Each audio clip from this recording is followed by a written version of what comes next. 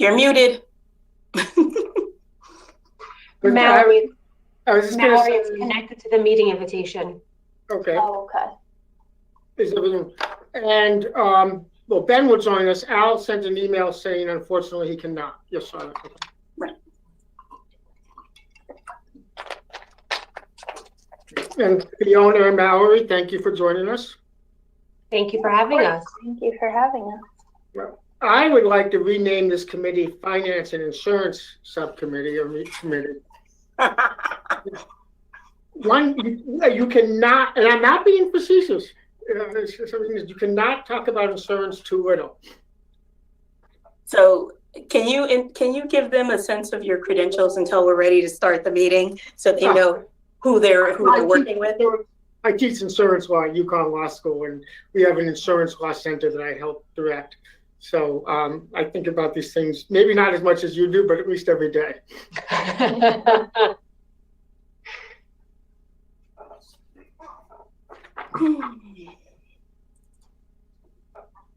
I feel I can never talk enough about insurance either, though.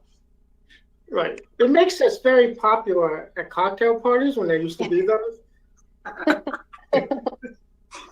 But yeah, of course I'd be happy to talk to you about insurance regulation. And it's sort of like, it's all right, I'm going to go, empty my drink somewhere. If I ever want to be alone and want to scare my husband out, I'll just talk insurance. I'll talk work, and he'll run right away. Well, how did you, because we're still waiting for Ben, so Ben shaking, how did you go into insurance? Most people that I know, these lawyers, fell into it, including myself. I did similar. I fell into it. I actually went to UConn, and I went for criminal justice. I wanted to be a detective. I was so interested, and still am, in that whole area. And then I just worked at insurance agencies as part-time, and folks would be like, oh, you can kind of mix both worlds by doing like SIU claims. So I kind of, once I graduated, I realized I did not want to be a detective, and I liked what I watched on TV, not in, reality. So I just got a job in insurance and here ever since. And it's been a really good ride, so it's been good. I also kind of fell into it. I studied math in college, and I was looking for, career paths because math is so open-ended. And underwriting came along, and so I started applying to underwriting jobs, and here I am. That's great. No, math, yeah, because UConn has a very good actuarial program. Okay, well, let's see. Let's call the meeting to order at 6:03. And do we have any public comments? Anyone? I would have to defer to Tasha and to Ryan. I haven't seen anything. Not aware of any public comments for the Finance Committee meeting. Okay. Staff reports? Very broad brush strokes, just to say that the budget development process continues, and we're pretty much at a point where we have a working bottom line and going through and scrutinizing all the different lines and trying to zero in on a number that'll be palatable. Okay. Hi, Tony. And then approval of minutes. Move to approve. Okay, a second. Any comments or changes, Ben? No. All right, we both approved, so minutes approved. I don't think we have any old business currently, so let's go to new business, and we have two individuals from Fiona Porter and Mallory Monaco from Kermer, property casualty insurer, and they'll give us a review. So thank you again, both of you, for coming. It's a pleasure to have you. Yeah, thank you for that. I do have a presentation. I'm not sure if it was distributed to you or if you'd like me to share my screen. So I don't know, Ryan or Tasha, is it possible to give Mallory the screen? She's been given those rights as of a few seconds ago. Perfect. Okay, Can you see my screen now? Yeah. Yep. Okay, great. Thank you again for having us. My name is Mallory Monaco. I am the underwriter that handles Mansfield from Kerma. And I'm joined this evening by Fiona Porto. She is the Vice President of Underwriting at Kerma. And we wanted to kind of just give you an overview of who we are as an organization, and kind of provide you with a little overview of the services that we provide to Mansfield. Okay, so to start, I wanted to just give you a little backstory, history on who we are. So to start, CIRMA stands for Connecticut Interlocal Risk Management Agency. We were formed in 1980 when commercial carriers were pulling out of the municipal marketplace. And so we were formed kind of in it as a need for municipal insurance came up. We operate 2 risk pools, a workers' compensation pool and a liability auto property pool. And Mansfield is a member of both, as well as we access the market and act as your agent to place your crime policy, crime and employee dishonesty, as well as your public official bonds, if we place with outside carriers. A couple details about who we are. We're a not-for-profit, member-owned and member-governed organization. So what that means is we don't have shareholders. We truly are made up of our member municipalities. And our members are all towns, boards of education, regional school districts, and local public agencies within the state of Connecticut. And really what our mission is to provide risk management and risk financing needs to our members, to serve those needs, as well as to provide stability in the marketplace. I do want to add one note with risk pools. There are roughly 500 risk pools around the country, and probably around about 80% of public entities are insured through a risk pool within their state. So it's a niche and a little insurance market sector all in of itself. One quick question: Are you is CIRMA regulated by both the Connecticut Department of Insurance and Connecticut insurance law generally, or do you have any particular exemptions or exceptions? Well, as a risk pool, there's certain statutes that apply to us. There are the IRMA statutes within the Connecticut statutes, and then there's also some statutes that apply to commercial carriers that do not apply to us. But we are regulated by the state in the sense of we submit all of our financials. We submit a quarterly yellow book. We go through the same financial audit that commercial carriers go through from the state insurance department every 5 years. So in that sense, we do have, in Connecticut, there is financial regulation over the risk pool. Every state is different, and some do not have financial regulation over them from the state. Thank you. The one thing I want to highlight on this slide is that we're consistent, and we pride ourselves on rate stability. So our 5-year workers' compensation average rate need is a -2.54, and our 5-year LAP average rate need is -0.82.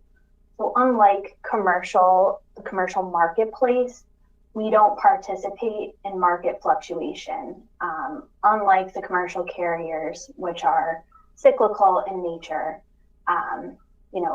Like I said, we don't participate in that. And I think Fiona is going to give you a little picture of what current market conditions look like. Yeah. Thank you, Mallory. So as Mallory noted, the insurance marketplace is secular in nature, and what you hear of are hard markets and soft markets.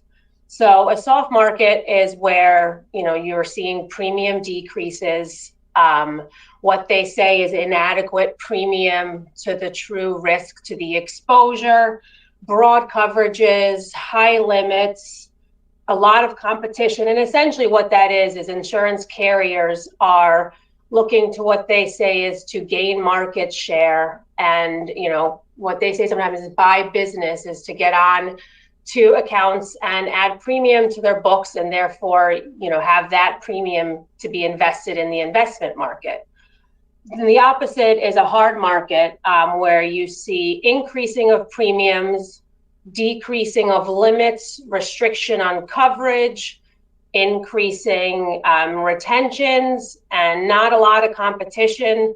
Essentially in hard markets is when you see carriers, pull out of segments altogether, especially unprofitable segments. So currently, we are in what they would say is a hard market. The swings normally from soft to hard occur with increase in catastrophic claims or, economic downturn. As I noted briefly about the investment market, is insurance companies need to, profit, and they make their profit either on the investment environment or on their underwriting results. So if there's a negative, an economic downturn and a negative investment environment, carriers need to make profit on their underwriting results. So we, as I noted, are in a hard market. It started probably a few years ago on the property side with, the HIMS, which I'm sure you're all familiar with, the Harvey, Irma, Maria, and the wildfires. That year was one of the largest property loss years, at least in the last 50 years. So property market started hardening around that time period. In the last few years, there's been, hardening in the casualty market space. When you hear, folks talk about nuclear jury awards, increased litigation, there's, exposures that have had the market turn when it comes to sexual abuse and molestation, what the market speaks of as SAM. So we were seeing a hardening in the casualty market space, as well as the property. And then, as everyone's aware, COVID hit, and that really accelerated the market hardening. And with that being said, Kerma has been able to remain relatively stable. And we're not, again, as Mallory noted, we don't participate in those market fluctuations. So our rate need is staying stable, and, our reinsurance has all been placed and is all stable. We work with reinsurance partners that specialize in public entity and who also, to the degree they can, don't participate in the market swings. Thanks, Deanna. One other thing I wanted to highlight on this slide is we're Connecticut. So as I mentioned, we only write towns, boards of education, and local public agencies in the state of Connecticut. And what that means is, this is what we're doing day in and day out. So from a statute, kind of Connecticut nuances and Connecticut specific exposure standpoint, this is all we handle. So we do really have expertise in this state, and we're located here in New Haven.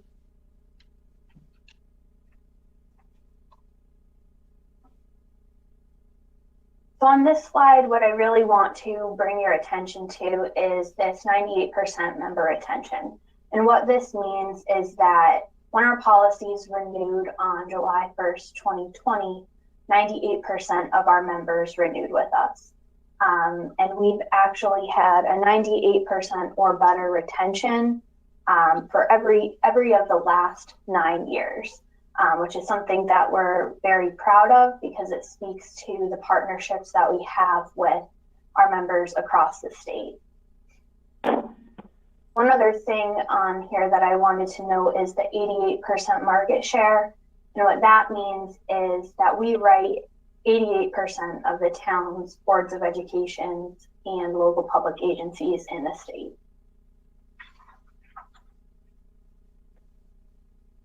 Mallory, is there a figure for the percentage of premium? Because I know some of the larger cities sort of self-insure. Percent of a premium against?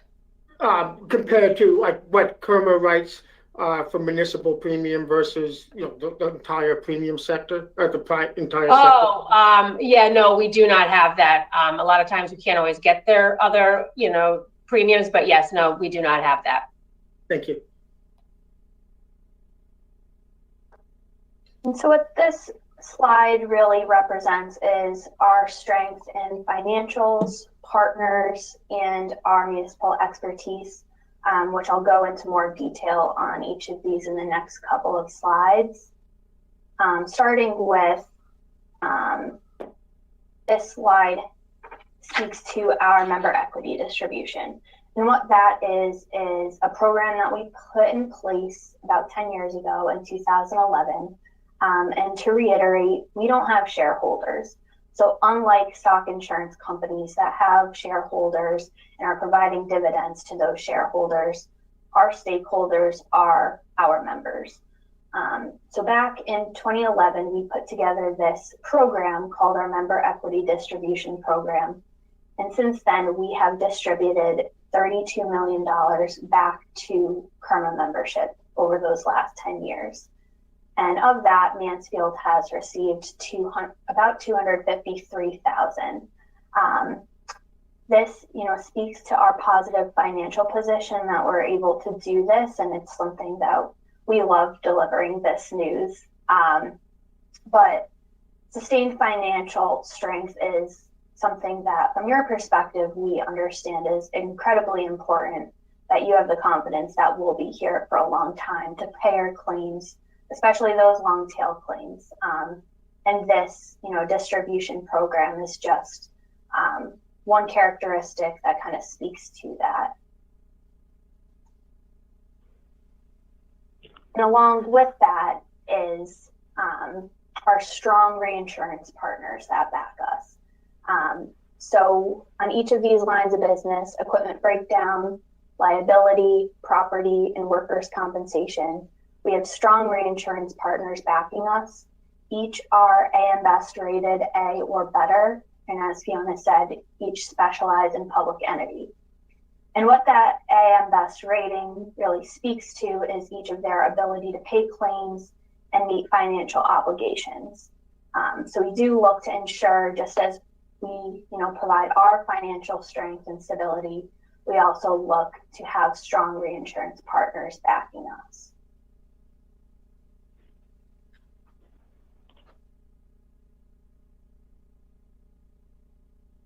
And this last slide is a list of all of our committees that make up Kerma. Our board of directors and all of the committees are comprised of Kerma member municipal officials and employees from across the state. And they really provide us with invaluable information because we get feedback firsthand of the exposures that you're facing and new challenges that are coming up. And from that, we're able to develop best practices and risk management procedures and solutions that we can then push out on a global scale to our membership. So again, this speaks to being member owned and governed because our committee members, the municipal officials and employees do truly have a say in the decisions we make.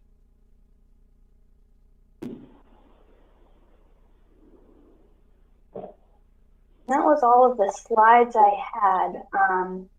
If we want to open it up to questions.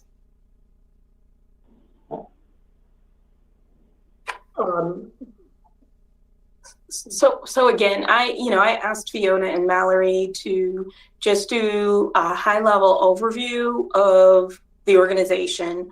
We're in the midst of budget season. We've been working together to sort of crank out our numbers and make sure that we have a good sense of where we need to be, as Ryan had indicated earlier, about trying to get our bottom line numbers together. And I thought this probably would be a good time to introduce the finance committee to the folks who are behind our actual policy. I know that we've had some of our other consultants speak to the LAP insurance kind of as a broad view sort of perspective in the last 6 to 8 months, and I thought it might be nice to have an opportunity to interface with the actual folks who underwrite the actual plan that we have.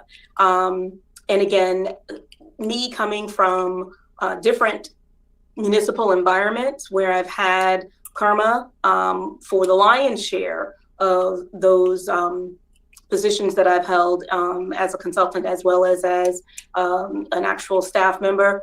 But I've also worked in Hartford, and Hartford, it is not a karma client, and it, uses the likes of Travelers and a couple of other agencies. And it's a very different feel, I guess, is what I'm trying to present as it relates to being a member versus being a client. So any question as it relates to, I thought folks might have jumped on, the slide two slides ago about the $252,000. I was flipping through my quarterly financials to make sure I had my hand on it in the event you asked the question. It does show up in our quarterly financials, the distribution from KERMA on the occasions that it was a good year, I guess is the best way to put it, where they redistribute the revenue over and above what the costs are to cover the business. Charmaine, without making it kind of awkward for our guests from KERMA, maybe just for context, could you speak to, as you understand it, why Hartford or any other entity that doesn't belong to KERMA elects not to belong to KERMA? Fiona probably could answer this even more intimately than I can, as she worked on both sides of the line, the corporate and the KERMA line, if you will. So I'll just give my 2 cents and then you can pile on. I definitely will. I think, and as far as my experience in Hartford, Hartford is sitting right there across the street from Travelers, Hartford Public Schools. And B, there's a lot of interfacing when you're in the city of Hartford with the multitude of insurance companies, whether it's the health insurance companies or the liability companies. So it's proximity. There's a shared space, and also there's this expectation that Hartford is such the behemoth that it might not be able to get all of its all that it needs serviced by an alternative carrier who is not a behemoth like a Travelers. Yeah, and it's as well. The larger cities are typically self-insured, Ryan, and KERMA is, we cannot act as an excess carrier.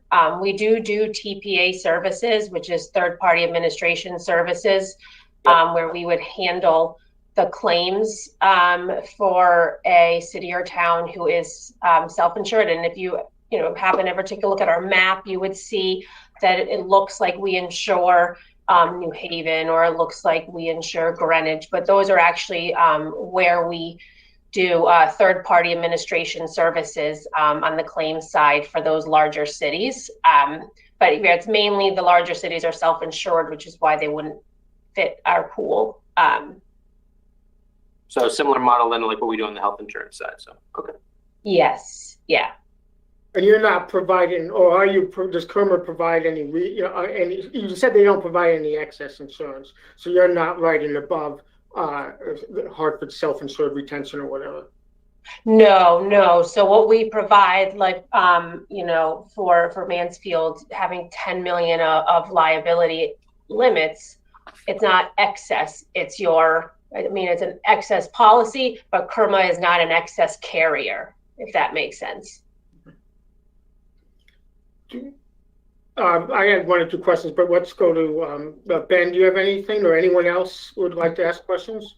Like, don't have all the hands, so just speak out. Okay, so this is very helpful, and thank you for doing this.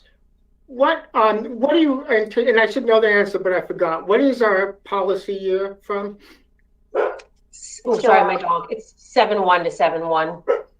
Fiscal year. What do you anticipate for the next policy year in terms of rate increase, or more happily decrease? Sorry, I just have my dog barking. We've KERMA. So what we do is we do our overall pool, excuse my dog, rate need on an overall pool basis. So our overall pool rate need for the workers' compensation pool was a minus 3.8%. Our overall pool rate need for the liability auto property pool was a plus 2.4%. And that is the overall pool rate need. But we underwrite each individual member and member's policy on their own merits. So some will be getting, possibly a larger increase than 2.4. Some will be getting possibly a larger decrease than the minus, 3.8 on workers' comp. But overall, with all of the members, that's our overall need that we need to hit for the year. And when will you issue, when will you notify Mansfield? I mean, just approximately, when do you notify their municipalities what their proposed rates are for the next year? We are in the process right now. We notify all of our members typically around this time period. So we set our, Peter, we set our rate need, very early in like November, and it's approved by our board of directors at the end of December. And at that point, we're still finalizing our reinsurance as well, because, we don't always have them provide us as early as we would like. So at that point, we kind of have to trickle and slowly release indications as we're hearing what's going on with our insurance. But again, knowing your needs and when you need them by is why we do them early as well. Okay. One question. So Mansfield, as you know, we don't have our municipal police department. So, and we use state troopers, and we have, we pay a fair amount for that in the state. Do we have any premium assessed to us for police liability? No, again, each one is underwritten on their own, exposure and merit, and even for the whole pool. I mean, we take that in consideration. Any change to legislation, we take into consideration when we work with our actuaries on setting our rate need. But we need to see how it plays out and what the loss experience does. But it's also underwritten with each individual member. So we shared the pool, I believe, with Region 19, and they had, they still have it, perhaps SRO, school resource officers, but I think they're now, and they were armed in pursuant to Connecticut law. I think they're now safety officers. So I was curious about the amount of premium associated with that. But and thank you for the answer. So generally, what percentage is police liability a big part of our municipal liability premium, or for larger towns? Can I just interject real quick, Fiona? Just go back to one thing that Peter, you just indicated. Region 19 has its own separate plan. Oh, that's right. But we're the employer. You're right. Thank you. So they have their own. Yes. We're tied with MBOE, but not with Region 19. Okay, right. We were the employer for that's what I was thinking. Thank you for that correction. We were the employer for the two SROs at Region 19 for statutory reasons, but not. I don't believe any longer. Okay. Oh, so police liability overall. I'm just curious. Is that a big part of how significant a part of a policy is that? I mean, it's one of our large lines of our casualty. And our premium is not, we don't really break out our premium in that fashion. We kind of holistically look at a member. So I don't really have an exact breakout on what the law enforcement liability premium is in regards to our entire premium, but it is one of our larger lines of our casualty reinsurance. So. Okay, thank you. Any other questions or comments?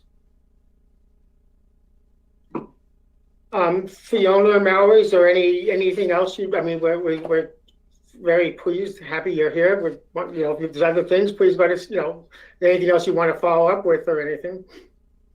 Well, thank you for having us. We always like the opportunity to present and chat and meet with, the various boards and committees of our membership. So thank you. And, as Mallory noted, we're in Connecticut, so hopefully when everything, whatever normal is, but goes back to being able to have in-person meetings, we'll always be willing to come up and meet with you guys in person as well. Thank you. We'll look forward to that. Thank you very much. Thank you, Fiona. You're welcome. Peter? Yes. Oh, I'm sorry. Oh, I thought you were waving goodbye. I apologize. No, no. I'm having computer problems, so the sound is through I'm dialing in, but images on the screen. How do you get members of the board? Because I've been thinking that if there's anybody who is qualified to be on this board, it's Peter Tauschenberger, because he's a professor of insurance law and the consumer advocate on insurance issues. And I don't know if you would be willing to do this, Peter, but I would be willing to nominate you. Well, I appreciate that. I need to check with the dean, but I would be very interested in that. Sure, absolutely. Yeah, our actual board of directors comes from they're first nominated to the CCM board, and from the CCM board they would become options to be on the KERMA board, and if they're a KERMA member, they would then be on the KERMA board. And we also, again, as you noted with the committees, we have various committees as well, and those don't go through such a really a stringent nomination. And if there's any committee that Peter would want to look to sit on, you could let us know and we could see what we could do. We always welcome new folks and fresh perspectives. So Thank you, Tony. You may regret this. It's always good to have another non-paying obligation. One cannot have too many of them. Tony, I thought the unwritten rule was you only nominate people to serve on boards and committees when they miss a meeting. Isn't that what it is? Right. Well. Well, I would actually enjoy that type of work. So that might put me somewhat.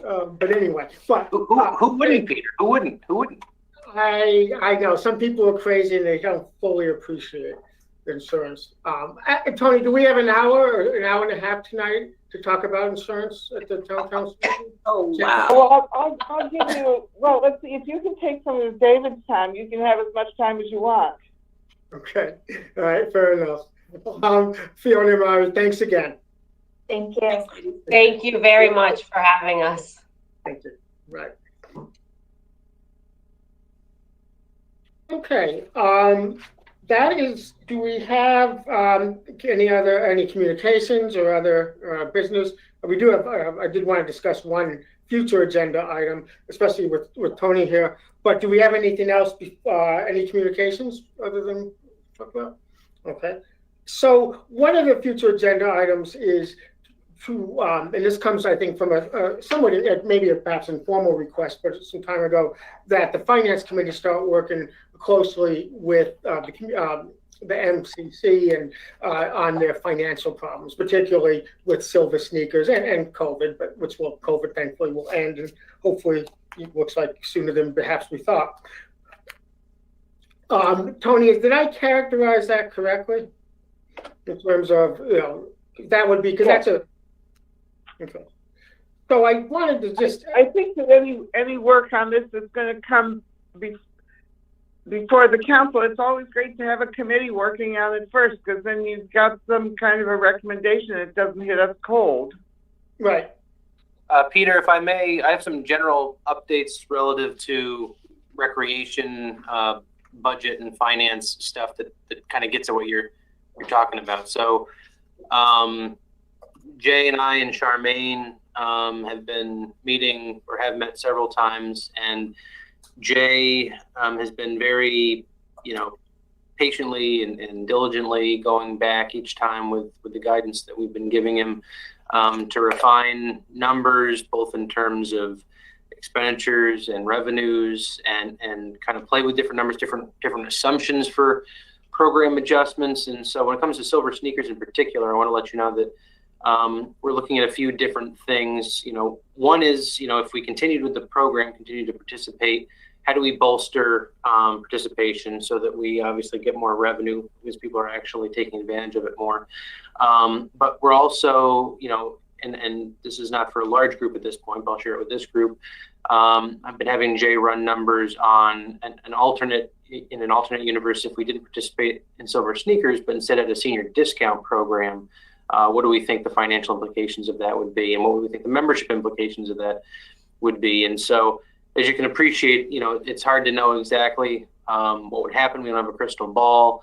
We could assume best case scenario, we don't lose anybody. And if you had a 50% senior program, revenue would be X. You could assume that we lose more than half of our senior members and revenue would be Y. And then the current revenue we get from Silver Sneakers is sort of hovering around, that, I don't say a break even point, but I guess I'm trying to say is even if we assumed a relatively high rate of attrition from our seniors, you would have to have quite a lot of that before the Silver Sneakers revenue exceeded that. And so I do think there's a real discussion to be had, and the finance committee certainly can weigh in on this, because it's in some ways as much a values discussion as it is a finance discussion.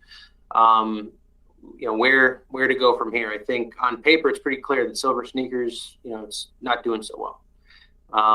And while there might be ways to bolster that a little bit, I think an argument could be made to be giving this, serious look at how to transition away from that at this point and roll out, a bona fide senior discount program where our seniors would be responsible for more of a contribution than they are through Silver Sneakers, obviously.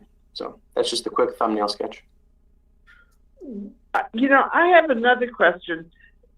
Rick Hossack used to say, we ought to open the senior center to everybody and just pay for it out of the town budget. And it's always been seen as too expensive to do that. But I'm really wondering how much it would cost if we did that, and whether it wouldn't be spread across the tax base, whether it might not solve some of our problems. Ben had his hand up just real quick. Well, I think we have a decent approximation of what the answer is, given that we are currently operating the community center at pretty close to full cost without anywhere near the number of sort of paying customers that we would normally have.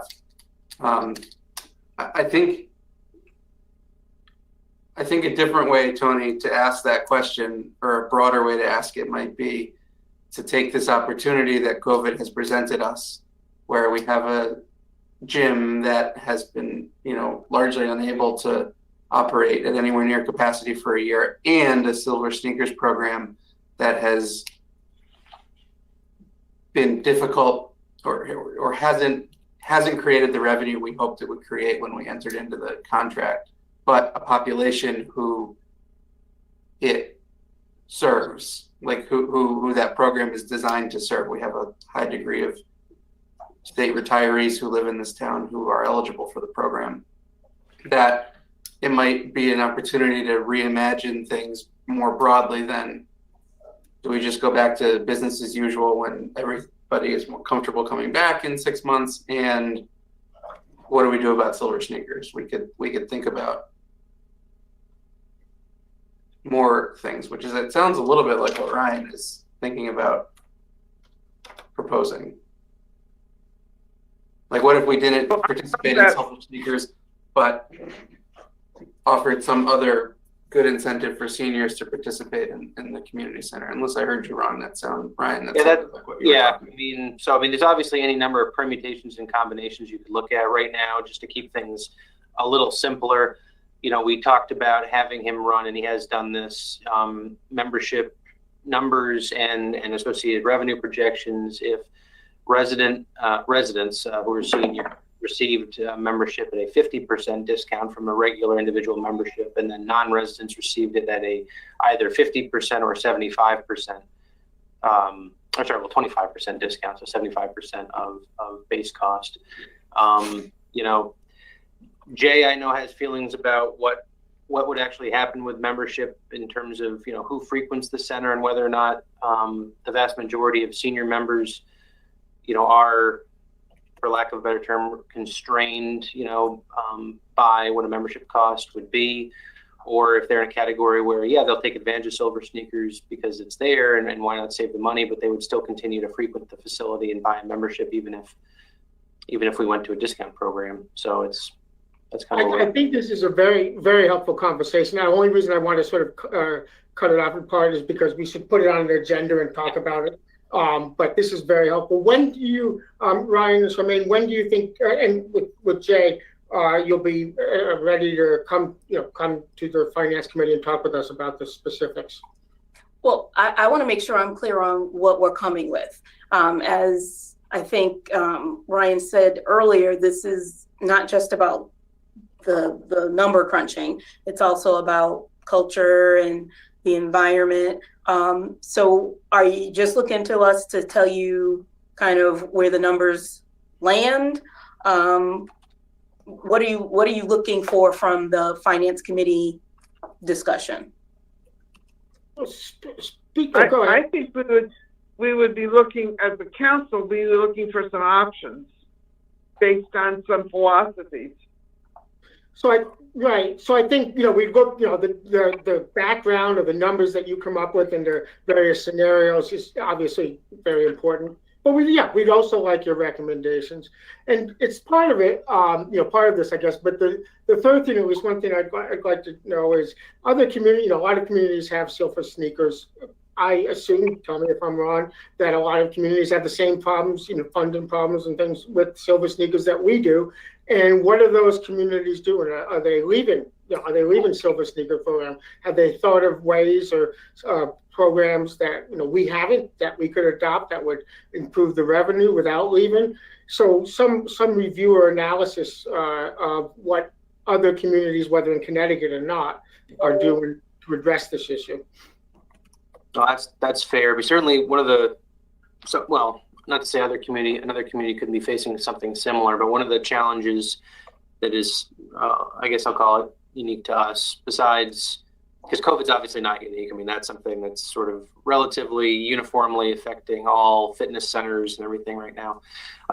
However, so as you all know, the university opened its community center and has the best of everything in there now. And so that has the effect of not just pulling away foot traffic that's directly associated with UConn, but as I understand it, they have a quote unquote community rate too. And I don't think you have to be affiliated with UConn to use that facility. And so that's then another level of competition. And then while it hasn't opened its doors yet, and I forget when Jay told me the timeline was, one of you all may know, but I know, as I understand it, Wyndham is in the process of moving forward with its own community center. And so, let's face it, the southern end of town, that's going to have an effect too. One might think, depending on where people's sort of daily commutes take them and what's convenient and all that. So we might have UConn and Wyndham, pulling at this, in addition to just coming off a pandemic. And as I think we've all honestly, candidly shared, these challenges, there were challenges that the community center was facing well before the pandemic in terms of its financial solvency. And so it's not like this is a brand new challenge that's cropped up just in the last year because of COVID. COVID is, certainly hurt, but it wasn't, it was already a known phenomenon before. So there are very difficult questions that we need to grapple with, and you know, I will echo what Charmaine echoed me saying, which is it really is a values discussion. It's a question. I think, you know, the numbers matter, the budget matters, the finances absolutely matter, but probably the first thing you really have to decide or discuss as a council on behalf of the community is, you know, it's a question of level of service and you know, the needs of the community, and is this fitting a need that we think, you know, is you know, going to be a long-standing future need, because that'll drive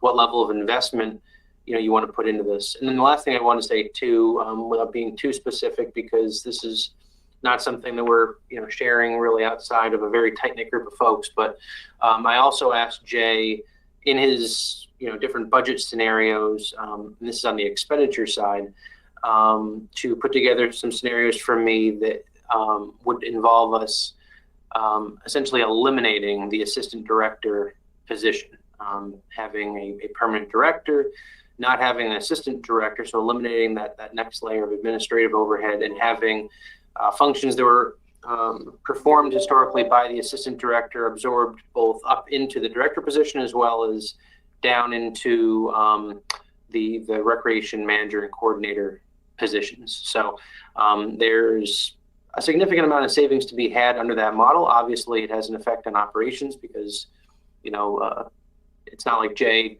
you know, didn't have a number of things he was working on when there was both a director and assistant director. So it's not saying the position, there's a benefit in it, but we have to confront tough budgetary realities right now. And, you know, do you want to put money in overhead and admin, or do you want to put it elsewhere in the programs? So those are all absolutely fair questions and things, you know, to bring to us. Just again to get to the specifics, but when so is this something we can discuss at the next finance committee meeting? And I would say so. I mean, frankly, Peter, we're pretty close now, you know, as it is, and so I would fully expect by the next finance committee meetings. I mean, you will have had, well, assuming the next meeting is next month, correct? I think that's what it's said. So I'm going to do a So let's special. try to fit in another meeting. You'll have the benefit of, you know, my recommendations made before then. So at that point, I will, you know, have kind of staked out a bit of a position, so to speak, or some recommendations, and I will have done that based on the completion of this analysis that we're talking about having already done with Charmaine and Jay. So I see no reason why I wouldn't be ready for that. Okay, great. Does it make sense to do, if you're going to present your budget with the explanation for what you're recommending, does it make sense for it to go back to finance, or at that point is it just in the hands of the council? Well, I mean, so I wasn't anticipating Peter bringing this up as he's been talking. I'm thinking about, you know, kind of two different approaches we could take. I mean, in my mind, it was going on to council at that point. However, because it is, you know, there's a lot going on there, and it does, you know, I think an argument can be made for an additional layer of study and scrutiny than the full council will do during its budget workshops. We might want to talk about this a bit more between now and then, but I wouldn't close the door on there. You know, even if my recommendations have already been made, I'm not sure that there isn't a role for, you know, an additional layer of review focused on the community center budget specifically by the finance committee. So let me throw in another question. According to the governor's orders, gyms can open to full capacity as long as they do the social distancing, which means they can't open to full capacity, but they can open. So I'm wondering to what extent this will make a difference with the community center. Well, let's again. These are good questions, but I wonder if we should just hold them. I mean, maybe, you know, maybe we could even ask them depending on their agenda at the town council. Only again because it's not, you know, we're sort of like setting future agendas rather than a substantive discussion. So because that's a very good question, Tony. All right. And one perhaps, and you know, frankly, we could do it either way. I don't feel strongly. One value of doing it in a smaller group could be, because we're talking also about options, not simply, and sort of trying to figure out what you guys think are the best options. So this can be both a combination of a test session, but also focus more on this one issue than we otherwise would overall have the time to do. But we can talk about that. So why don't, if Tony, if you agree, if this is good with Ben and Ryan and Charmaine, to tentatively have this set up to discuss at the next finance committee meeting, and we can always move it to the town council as a whole if in between that we think that's a better use, a better use of everyone's time. How's that? Or the other way around, the council can decide not to ask the finance committee to work on it, but to do it as a full council member, full council body. Yeah, however, whatever works, right, exactly. Does that sound, Charmaine, okay? Does that sound good? Right, okay. Yeah, All right. circle back with Jay, but I think, Yes. we can with him. So, Any other future agenda items of business? Okay, I know we're gonna be together in about 10 minutes, but is there a motion to adjourn? So moved. A second, and we are adjourned at 6:50 p.m. Thanks all. Thank you, Charmaine, for setting that up with Kermit. That was very helpful. thanks. By the way, did you guys get the word from Al that he's going to be out tonight? Yes. And probably miss the next month too. Thanks all. Text. Thank you.